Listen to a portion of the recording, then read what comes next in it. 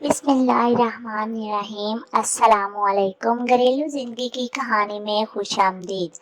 मैं आपको कहानी सुनाना शुरू करूं इससे पहले आप मेरे चैनल को सब्सक्राइब करें और नए आने वालों से गुजारिश है कि बेल आइकॉन के बटन को दबाना जरूर दबाएं ताकि मेरी हर वीडियो आप तक बआसानी से पहुंच सके। इरम की शादी को 3 साल हो चुके थे। वो अपने घर में बहुत ज्यादा खुश थी। उसका एक बेटा और एक बेटी थी। दोनों ही बहुत प्यारे थे। मियाँ बीवी बहुत ही खुश रहते थे। इरम का शौहर रिक्शा चलाता था और मेहनत मजदूरी करके शाम को अपने बच्चों को पेट भरकर खाना लाकर देता था। इरम अपने घर में गई। उसकी बहन ने मैट्रिक कर लिया था। अब गांव में आगे तालीम का कोई मुस्तकबिल ना था। बहन बार बार जिद कर रही थी कि माँ मुझे पढ़ना है, मैं आगे पढ़ना चाहती हूँ, लेकिन वालिद और वालिदा कह रहे थे कि रोज रोज आना इतनी दूर ठीक नहीं। इरम ने कहा कि अगर इतना ही मसला है तो आप इसे मेरे घर में छोड़ दें, मैं इसे अपने पास रखूंगी। ये कॉलेज में जाया करेगी। इसका भाई रिक्शा चलाता है, बच्चों को छोड़ता है। वो वैसे भी स्कूल और कॉलेज के बच्चों को ही ज्यादातर छोड़ता है। आप इसे भी मेरे पास भेज दें। मैं इसे का भाई इसे छोड़कर आया करेगा और जब छुट्टियां होंगी तब घर आ जाया करोगे। जब इसकी तालीम मुकम्मल हो गई तो घर वापस आ जाएगी। इरम अपनी बहन किरण को अपने साथ अपने शहर में अपने घर ले गई। किरण एक टॉपर लड़की थी। उसे फौरन ही कॉलेज में एडमिशन मिल गया। अब वो कॉलेज में रोजाना आती और जाती थी। उसका बहनोई उसकी जिम्मेदारी बहुत ही अच्छे तरीके से निभा रहा था। पहले पहले तो मामला ठीक रहा, लेकिन वक्त के साथ साथ उन दोनों का मामला खराब होने लगा। किरण ने कहा कि आप मेरे साथ किसी को ना बैठाया करें, मैं रिक्शे में अकेले ही जाना चाहती हूँ।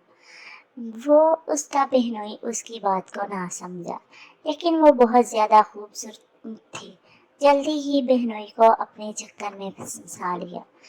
किरण इतनी बुरी न थी, न जाने घर अपनी बहन का घर ही क्यों उजाड़ने पर आ गई।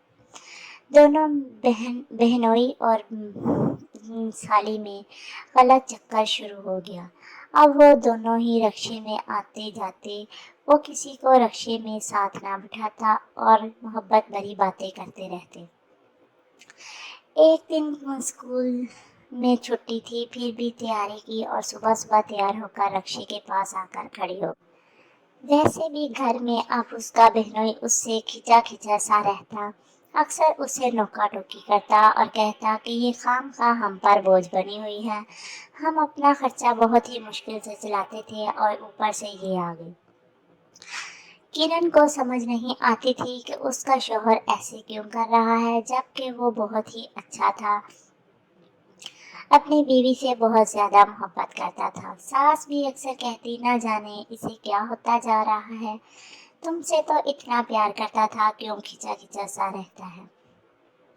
हर वक्त खींची खींची सी बातें करता। साली को तो बहुत ही सुनाता, लेकिन जब रिक्शे पर बैठकर घर से बाहर आते तो खूब मोहब्बत भरी बातें करते। आज कॉलेज से छुट्टी थी, फिर भी ना किरण वहां तैयार होकर खड़ी हुई थी। इसने रिक्शे में किरण को बिठाया और बाहर सड़क पर रिक्शा चलने लगा। दोनों बातें करने लगे। बातें करते करते जब तकरीबन 5 मिनट तक रिक्शा चलाया, इसके बाद पूछा कि आज तो कॉलेज से छुट्टी है, तुमने कहाँ जाना है।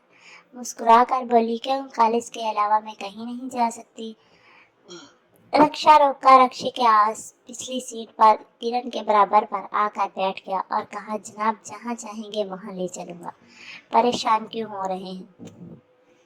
कहने लगी, रजा साहब मुझे आपकी बात समझ नहीं आती कि आप हर वक्त घर में मुझसे खींचे से रहते हैं, हर वक्त मुझे चढ़ाते हैं, कभी किसी बात पर कभी किसी बात पर। कहने लगा, और क्या तेरी बहन के सामने तुझे गले लगा लूं ताकि वो मुझे और तुझे दोनों को गोली मार दे।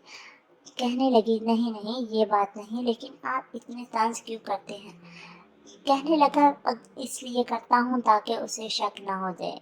बहन ने मुस्कुराते हुए अपने बहनोई के कंधे पर सर रखा और कहा कि मैं तो कहती हूँ शक होने दो, ताकि ये पत्ता साफ हो और हम दोनों का रास्ता सीधा हो जाए। کہنے لگا یہ اتنی آسانی سے مجھے چھوڑ کر نہیں جائے گی کیونکہ ارم مجھے بہت زیادہ محبت کرتی ہے۔ کرن نے کہا اور میں تم سے محبت نہیں کرتی۔ کہنے لگا میری شادی غلطی سے اس کے ساتھ ہو گئی، میری شادی تو تمہارے ساتھ ہونی چاہیے تھی، تم بہت زیادہ خوبصورت ہو۔ دونوں ہی باتیں کرتے رہے، ہوٹل میں گئے، پارک میں گئے، خوب گھومے اور کالج کے ٹائم پر واپس گھر آ گئے۔ اب کرن کی ایک ہی بار ضد تھی کہ آپ اسے طلاق دے دیں اور مجھ سے شادی کر لیں، نہیں تو اس سے جان چھڑوا لیں کی چیز دے دے تاکہ مر جائے اور ہمارا راستہ صاف ہو جائے۔ بہنوئی کو عقل نہ تھی، اس نے اپنے سالی کی باتوں پر گہرا باتیں کو سوچ سمجھ نہ رکھی اور ایک دن کسی سے پسٹل لیا اور لا کر اپنی بیوی کو گولی مار دی۔ گولی مارنے کے بعد ان کا پسٹل وہ ڈر سا گیا، اس نے پسٹل وہیں پھینکا تاکہ اس پر الزام آ جائے۔ وہ بہت ہی بولا تھا کیونکہ اسے سمجھ نہ تھی کہ اوپر ہاتھ کا نشان میرا ہی ہے۔ باہر چلا گیا، تھوڑی دیر بعد گھر واپس آیا تو شور مچا دیا کہ میری بیوی کو کسی نے قتل کر دیا ہے۔ پولیس آ گئی، پولیس نے پوسٹ مارٹم کیا اور اس کے بعد اسے پسٹل پر ہاتھ کے نشان بھی دیکھے تو اس کے شوہر کے تھے، عورت کے اوپر بھی ہاتھ اس کے شوہر کے ہی لگے ہوئے تھے۔ پولیس نے اسے پکڑ لیا اور 5 بچوں سے انہوں نے بچوں کو بلایا اور ان سے پوچھا کہ آپ کے گھر میں کون آیا تھا۔ بڑا بچے کو تو معلوم نہ تھا کہ ہمارے گھر میں کون آیا، لیکن 3 سالہ بچی نے کہا کہ میرے پاپا گھر میں آئے تھے اور مما روکتی رہی اور انہوں نے گولی مار دی۔ 3 سالہ بچی نے ساری حقیقت پولیس کو بتا دی۔ ویسے بھی سارے ثبوت پولیس کے سامنے تھے۔ جب یہ ثبوت پولیس نے دیکھے تو اس کو پکڑ کر لے گئی۔ اب وہ خود جیل میں ہے، بچے اپنے دانیال کے پاس ہیں اور جو سالی وہ کسی کام کی نہ رہی۔ طرح طرح کے لوگ انگلیاں اٹھاتے کہ اسی نے اپنی بہن کو مروا دیا۔ نہ بچے مسکین ہو گئے، ماں سر پر نہ رہی اور خود جیل میں چلا گیا۔ نہ بچے اپنے پاس رہے، نہ بیوی دنیا میں رہی، اور سالی کا رشتہ اس کے والدین اب اسے کبھی نہیں دیں گے۔ انہوں نے اپنی بیٹی کو اس ایسی جگہ بھیجا جہاں اس پر بہت زیادہ ظلم و تشدد ہو تاکہ اسے سمجھ آئے کہ اس نے اپنی بہن کے ساتھ کیا کر دیا۔ وہ کبھی پلٹ کر بھی اس کے گھر نہیں گئے، اب وہ شادی کر چکی کہ اپنے سسرال میں ہی رہتی ہے۔